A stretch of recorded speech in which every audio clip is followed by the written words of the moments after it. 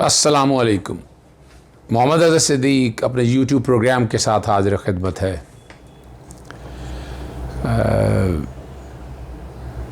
बड़ा मशहूर बात है, एक नमाज़ें बख्शवाने गए और रोज़े गले पड़ गए। जी, आज कुछ ऐसे ही हालात रहे। लाहौर हाई कोर्ट के फुल बेंच जनाब जस्टिस अली बाकर नजफ़ी, जनाब जस्टिस आलिया नीलम और जस्टिस शहबाज रिजवी साहब के पास शहबाज शरीफ की ज़मानत का रेफरेंस के हवाले से मामला फुल बेंच के सामने आया। शहबाज शरीफ के वकील पेश हुए और दलाइल में उन्होंने कहा वो 27 साल वकालत में ऐसा नहीं हुआ कि 3 दिन बाद फ़ैसला बदला हो। इस पर अदालत ने कहा कि कभी अपने साइल को मत बताएं जब तक फ़ैसला देख ना लें। जवाब दे दिया बड़ा क्लियरली, तहरीरी तौर पर फ़ैसला नहीं था। और ये मैं आपको हम बता चुके हैं कि तहरीरी तौर पर फ़ैसला अदालत ने कोई नहीं, उसी तरह होता तो उसी वक्त ही फ़ैसला आ जाता। ये 3 दिन का क्यों अदालतों को मिलाइन करने की कोशिश की जा रही है सारे मसले में। और उपकौल उनके वो कहते हैं ज़मानत मंजूर कर ली लेकिन फ़ैसला बदल दिया गया। इस पर अदालत ने कहा कि जब तक तहरीरी हुक्म ना हो कोई अंदाज़ा नहीं लगाना चाहिए, ये आपके लिए सबक है। और इस पर जो बात कहना थी कि हम तो रोज़ाना ही सबक सीख रहे हैं, अदालत दोनों फैसलों पर गौर करे और अरसे 9 से केस का फ़ैसला समात ना चलाए। अदालत ने फिर बड़ा ज़बरदस्त इस पर उनको रिमार्क्स दिए, जो जवाब दिया कि अगर फ़ैसला देखेंगे तो मामले की गहराई नहीं समझ पाएंगे। हमें फ़ैसला देखना है मगर जो उन्होंने वजूहात लिखी हैं वो भी तो वाज़े हों। ये दोनों जजेस के फ़ैसले के बारे में अदालत बात कर रही है। और अगर आप यानी समझने की कोशिश करें इन चीज़ों को तो और आप क्लैरिटी के साथ आ जाती हैं। और अदालत ने एक यह चीज़ ये भी क्लैरिफाई किया है कि तमाम हक़ाइक़ को जानना ज़रूरी है, इसके बाद ही फ़ैसला कर सकते हैं कि ज़मानत हुई है या नहीं। समाअत अदालत ने कल तक की मुलतवी कर दी है। और जो फोकस रहा उनका कि ये फर्दर इंक्वायरी का मैटर है, 161 के बयान आगे, गवाह 10 बयान हो चुके हैं, 110 पढ़े हैं, किसी ने भी इम्प्लिकेट नहीं किया शहबाज शरीफ को। और फिर साथ साथ जो रेफरी जज के तौर पर रूल 5 जिसका मैं ज़िक्र कर चुका हूँ, मैंने तो कहा था लार्जर बेंच ये बन नहीं सकता। 378 सेक्शन है जो ज़ाब्ता फौजदारी का है कि जिसके तहत अपील सुननी हो तो एक सिंगल जज के पास मामला जाना है।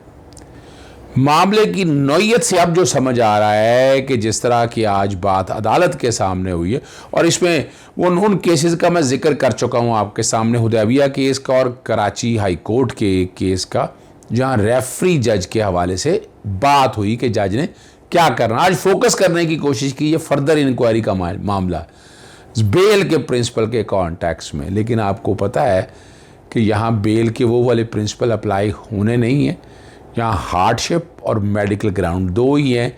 नैब के कानून के जो कि कानून ने, नैब के ऑर्डिनेंस ने ज़मानत फराहम नहीं की है।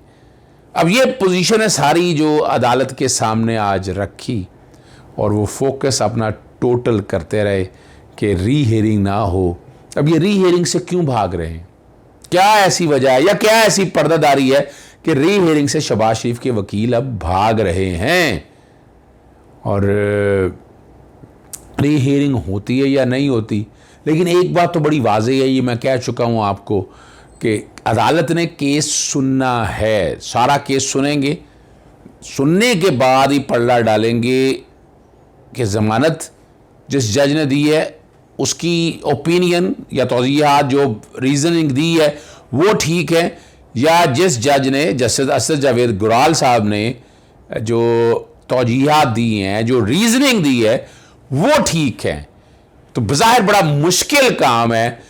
केस लॉ सारा शहबाज शरीफ के खिलाफ है। अब हार्डशिप या मेडिकल ग्राउंड में अगर लेना हो तो मेडिकल ग्राउंड की हद तक उन्होंने कोशिश की नहीं, ना मेडिकल बोर्ड बनाने के वाले से। मेडिकल ग्राउंड पे अगर जमानत होनी है तो मेडिकल बोर्ड बनेंगे। नवाज शरीफ के केस में आपके सामने चीजें आ चुकी हैं। हार्डशिप का एक छोटा सा रूम रह जाएगा।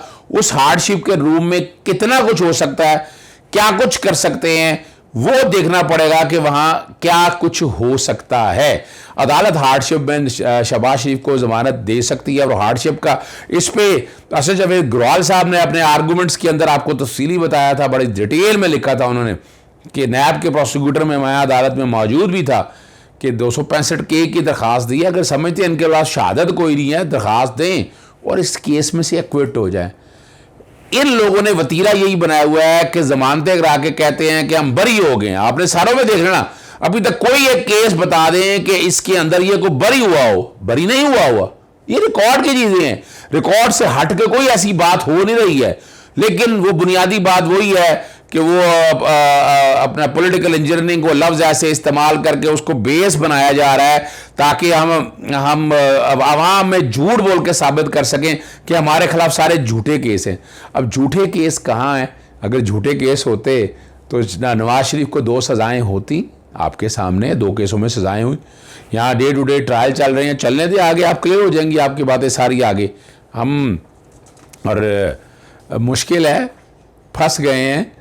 सो कल क्या होता है आप मैं सरसरी तौर पर बता दिया आपको कि लिमिटेड ग्राउंड है हार्डशिप के हवाले। दूसरा, कल जिक्र किया था कि शेख रशीद साहब प्रेस कॉन्फ्रेंस करेंगे इस हवाले से, और उन्होंने तौज़ीह पेश करने की कोशिश की, जा बताया रीज़निंग क्या है कि करारदाद फ्रांस के सफ़ीर को निकालने के लिए पार्लियामेंट में पेश की थी और इजलास भी खुसूसी बुलाया था।